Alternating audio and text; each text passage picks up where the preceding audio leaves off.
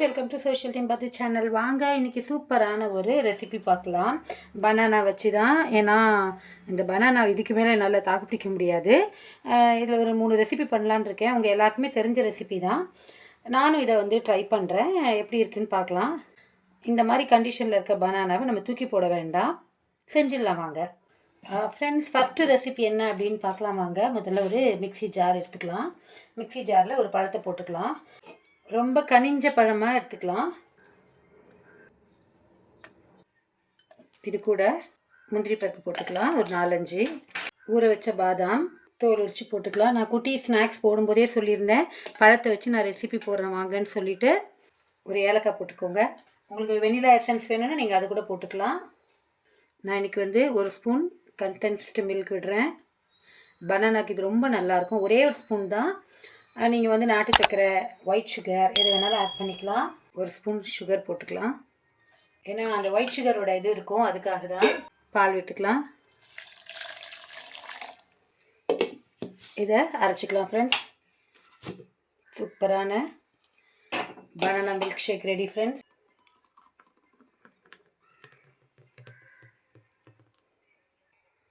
ஒரு ஐஸ் க்யூபை இதில் போட்டுருங்க. குட்டீஸ் அப்படிங்கிறதுனால இதில் கொஞ்சம் அரிசி மிட்டாய் சேர்த்துருங்க. இப்போ பாருங்கள், சூப்பரான பனானா மில்க் ஷேக் ரெடி. நான் கொஞ்சம் குடிச்சிடுறேன். சூப்பர் ஃப்ரெண்ட்ஸ், வேறு லெவல் டேஸ்ட்டு. எனக்கு பனானா பிடிக்காது, ஆனால் நான் வந்து இப்போ உங்களுக்கு செஞ்சு காமிச்சிட்டு நான் சொல்லணும் இல்லையா எப்படி இருக்குன்ட்டு. நைஸ். நான் ஸ்வீட்ஸ் கொஞ்சம் கம்மி பண்ணியிருக்கேன், நீங்கள் இன்னும் கொஞ்சம் போட்டுக்கோங்க. சூப்பர். வாங்க அடுத்த ரெசிபி பார்க்கலாம். ஒரு பவுல் எடுத்துக்கலாம் ஃப்ரெண்ட்ஸ். நல்லா கனிஞ்சிருக்கு பழம். இது வந்து பசங்களுக்கு ரொம்ப பிடிக்கும் ஃப்ரெண்ட்ஸ்.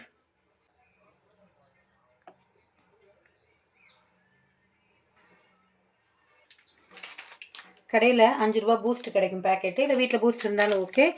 போன்விட்டா சாக்லேட் ஃப்ளேவர் இருக்கக்கூடிய எந்த பவுடராக இருந்தாலும் ஓகே.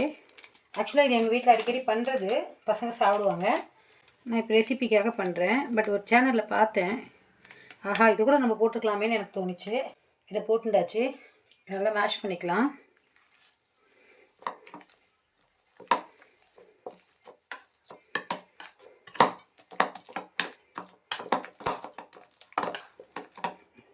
ஒரு 2 ஸ்பூன் சுகர் போட்டுக்கலாம் ஃப்ரெண்ட்ஸ்.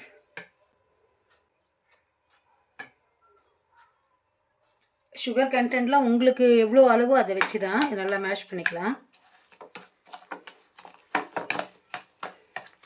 நான் வந்து இது மேஷர் வைக்கிறேன், கையால் வச்சு நீங்கள் பண்ணியிருந்தாலும் ஓகே.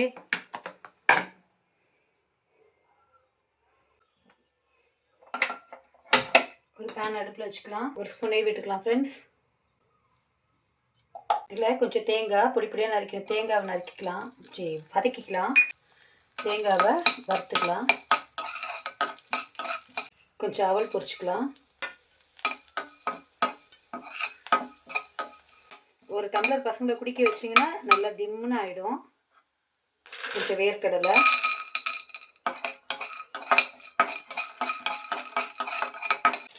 எடுத்துக்கலாம் ஃப்ரெண்ட்ஸ். வறுந்தாச்சு. 4 முந்திரி. ஏன்னா சில குழந்தைகளுக்கு வந்து அந்த முந்திரி ஃப்ளேவர் பிடிக்கும், பழத்தில் வாழைப்பழத்தோடு சாப்பிட்றது. சும்மா லைட்டாக வறுத்துக்கலாம். அவ்வளோதான் ஃப்ரெண்ட்ஸ். வாங்க ஃப்ரெண்ட்ஸ், சூப்பராக இதை நம்ம வந்து டெக்கரேட் பண்ணிடலாம். நம்ம வந்து மேஷ் பண்ணி வச்சுருக்கோம் இல்லைங்களா, இதை கொஞ்சம் போட்டுக்கோங்க. இது கூட தேங்காய், பொரிச்சு வச்ச அவல், வேர்க்கடலை, முந்திரி, கொஞ்சம் பால் விட்டுக்கோங்க.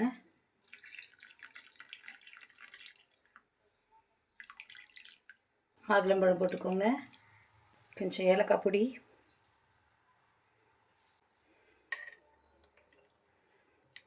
வேறு லெவல் டேஸ்ட்டில் பசங்களுக்கு இதை நம்ம கொடுக்கலாம். சூப்பரான ஒரு ஹெல்தியான ரெசிபி ஃப்ரெண்ட்ஸ். இது பயங்கர டேஸ்ட்டாக இருக்கும். சூப்பர். அப்படியே பைட்டாக வேறு லெவலில் இருக்குது. இதை மிக்ஸ் பண்ணி காமிக்கிறேன்.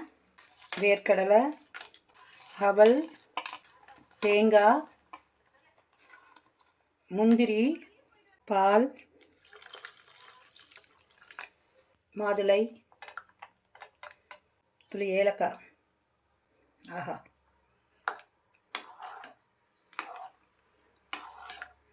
இது நீங்கள் ஜில்லுன்னு பரிமாறலாம், அப்படியே பரிமாறலாம். ஐஸ் க்யூப்ஸ் போட்டுக்கோங்க.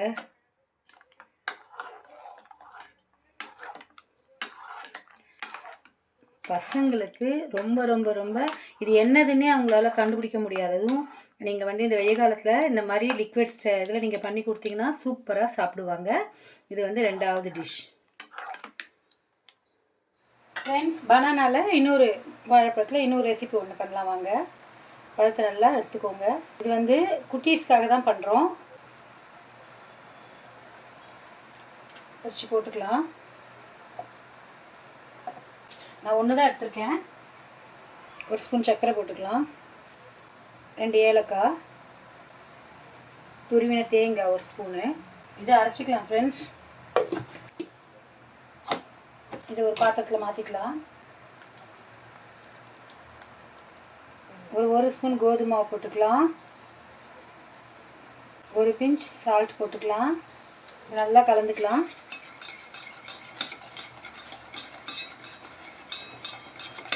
இது என்ன அப்படின்னு பார்த்தீங்கன்னா, அடுப்பில்லா சமையலுக்கு நான் வந்து நட்ஸ் எல்லாம் வந்து பொடி பண்ணி வச்சுருந்தேன். அந்த பொடி கொஞ்சம் போட்டுக்கலாம். சும்மா 1 ஸ்பூன் போட்டுக்கலாம். அந்த வீடியோ வந்திருக்கு பாருங்கள். அடுப்பில்லா சமையலில் ஒரு தலைவாழை விருந்து போட்டிருக்கேன். உங்களுடைய ஐடியா இருந்தாலும் சொல்லுங்கள். இந்த மாதிரி நல்லா பண்ணிக்கோங்க. உங்களுக்கு வந்து இனிப்பு வேணும் அப்படின்னா இன்னும் கூட சுகர் ஆட் பண்ணிக்கோங்க. ஆனால் வாழைப்பழமே இனிப்பு அப்படிங்கிறதுனால நான் சுகர் வந்து ஆட் பண்ணல. இன்னும் கூட கொஞ்சம் கோதுமை போட்டுக்கிறேன் ஃப்ரெண்ட்ஸ். கொஞ்சம் கெட்டியாக வேணும், உருண்டை பிடிக்கிற மாதிரி வேணும் ஃப்ரெண்ட்ஸ்.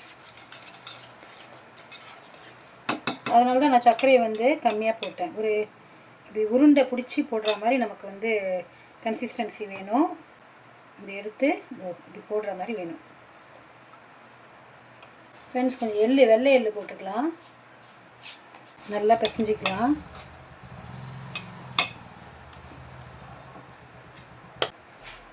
ஒரு கிண்ணத்தில் மைதா மாவு 2 ஸ்பூன் போட்டுக்கலாம். தண்ணி விட்டு கரைச்சிக்கலாம். துளி உப்பு போட்டுக்கலாம். ஃப்ரெண்ட்ஸ், எண்ணெய் காஞ்சிருச்சு.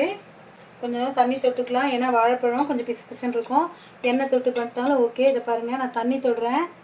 நல்லா உருட்டை வருது. தண்ணி தொட்டு இந்த மாவில், மைதா மாவில் இப்படி போட்டுண்டு டக்குன்னு எடுத்து காஞ்ச எண்ணெயில் இப்படி விட்டுடலாம்.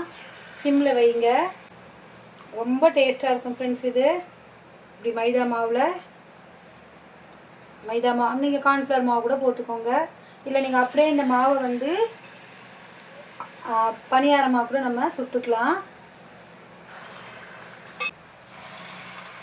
உங்களுக்கு என்ன சைஸில் வேணுமோ அந்த சைஸில் நீங்கள் வந்து பிடிச்சி எடுத்து பண்ணிக்கலாம். ரொம்ப டேஸ்ட்டாக இருக்கும்.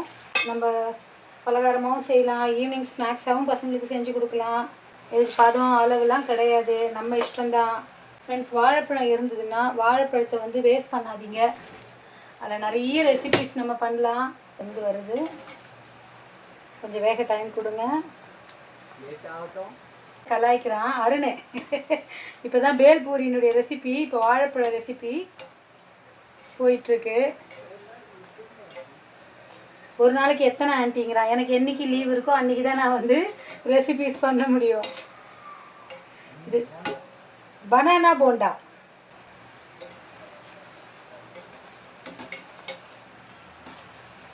ஃப்ரெண்ட்ஸ், சூப்பராக ரெடி ஆகிடுச்சு.